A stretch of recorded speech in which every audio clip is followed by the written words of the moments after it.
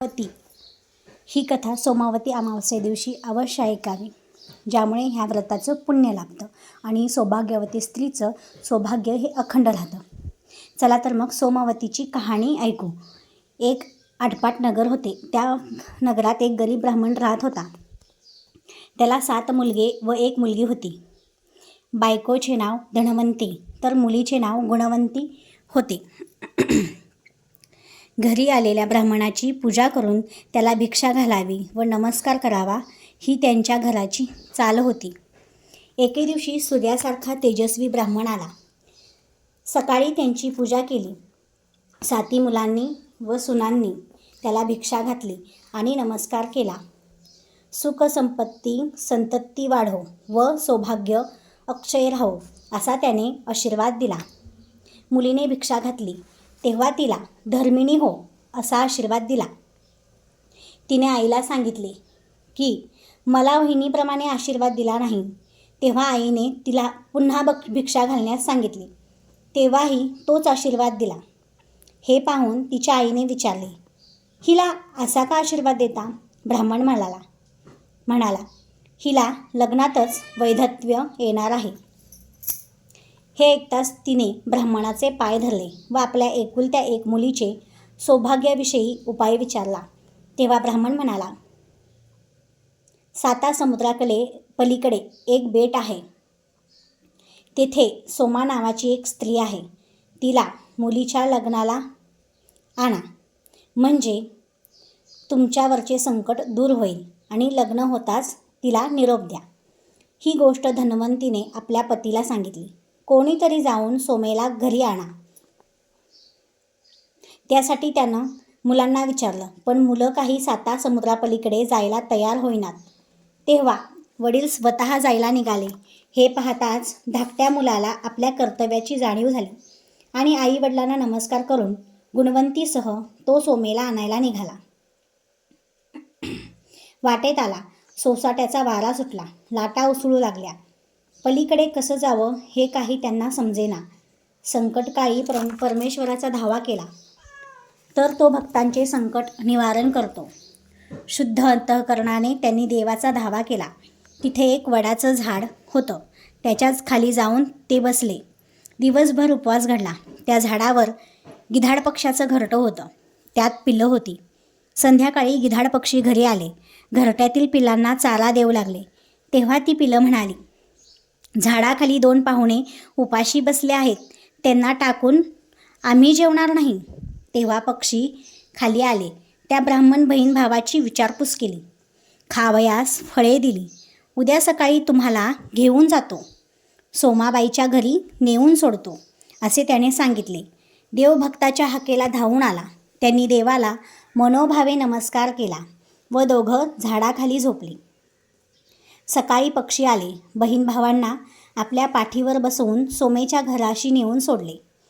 पुढं दोघा बहीण भावांनी सोमेची सेवा करायची ठरविले. ते रोज सकाळी पहाटे उठत, सोमाबाईचं अंगण झाडत, सडा सारवण करत असं 1 वर्ष निघून गेलं. एके दिवशी सोमेने आपल्या मुलांना व सुनांना विचारले, रोज सकाळी सडा सारवण कोण करतं? पण त्यांच्यापैकी कोणीच करत नाही हे कळताच तिला आश्चर्य वाटले. त्याचा शोध घेण्यासाठी ती दुसऱ्या दिवशी सोमा स्वतः जागत बसली. 4थ्या प्रहरी ब्राह्मणाची मुलगी अंगण झाडते आहे. तिचा भाऊ ते सारवतो आहे. हे पाहून तिनं विचारलं, तुम्ही आमची सेवा का करता? तेव्हा ब्राह्मण मुलाने सर्व हकीकत सांगितली. तुला लग्नाला आलंच पाहिजे. तू प्रसन्न होऊन यावीस म्हणून आम्ही तुझी सेवा करतो. हे ऐकताच सोमा म्हणाली, तुम्ही सेवा करू नका. मी तुमच्याबरोबर येते. घरी सुनांना सांगितलं, मी या ब्राह्मणाबरोबर जाते. ह्या मुलीचं लग्न झालं म्हणजे परत येते. तोपर्यंत घरात किंवा सोयऱ्या धायऱ्यात कोणाचं निधन झालं तर त्याला दहन करू नका असं सांगून ती निघाली. सोमेला घेऊन ती घरी आली.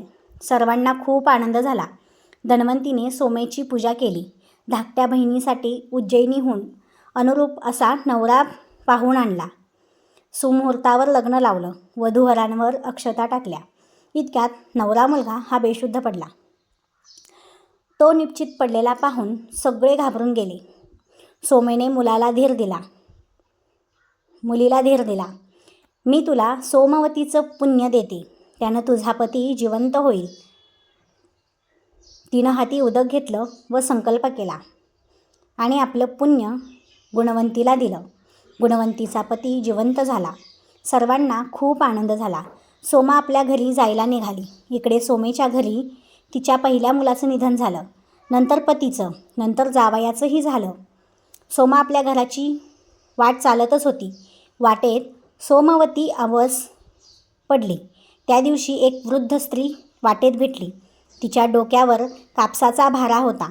तिने सोमेला भारा उतरवण्यास मदत करण्यास सांगितलं. तेव्हा सोमा म्हणाली, आज सोमवती अमावस्या. माझा नेम आहे, धर्म आहे. मला कापसाला शिवायचं नाही. पुढे जाता जाता नदीकाठी आली. पिंपळाला प्रदक्षिणा घातल्या. केलेल्या व्रताचं, नेमधर्माचं पुण्यफळ मिळालं. तिच्या घरी मुलगा, पती, जावई सारे जिवंत झाले. सोमा घरी आली. सुनांनी घरची हकीकत सांगितली व विचारलं, हा चमत्कार कशानं झाला? सोमा म्हणाली, मी सोमवतीचं पुण्य ब्राह्मण मुलीला दिलं. तिचा पती जिवंत झाला. माझ्या जवळचं पुण्य संपलं म्हणून इकडे अशुभ झालं. वाटेत मला सोमवती अवस पडली. मी पुन्हा हे व्रत केलं. कापसाला शिवले नाही, मुळ्याला शिवले नाही. पिंपळाला 108 प्रदक्षिणा घातल्या. श्री विष्णूची पूजा केली. त्या पुण्यानं माणसं जिवंत झाली. तुम्हीही या व्रताचं आचरण करा, म्हणजे तुम्हास अखंड सौभाग्य लाभेल, संतती संपत्ती लाभेल. सोमा म्हणाली. सुनांनी विचारलं, हे व्रत कसं करावं? ती म्हणाली, सोमवारी जी अवस येते, म्हणजे सोमवती अमावस्या येते, त्या दिवशी सकाळी उठून स्नान करावं. मौनानं, म्हणजे न बोलता वस्त्र नेसावं. पिंपळाच्या पारावर जावं. श्री विष्णूची पूजा करावी. श्रीमंतांनी हिरे, माणके, मोती, पवळी घ्यावीत. सोन्या रुपयाची भांडी घ्यावीत. गरिबांनी आपली तांब्या, काशाची भांडी घ्यावीत. चांगली चुंगली फुलं घ्यावी. जशी अनुकूल परिस्थिती असेल तशी 108 मोजून वस्तू घ्याव्या. तितक्या प्रदक्षिणा घालाव्या आणि घेतलेल्या पिंपळाला अर्पण कराव्या. मग सारं ब्राह्मणाला द्यावं. सर्वांनी ब्राह्मणाला जेवू घालावं.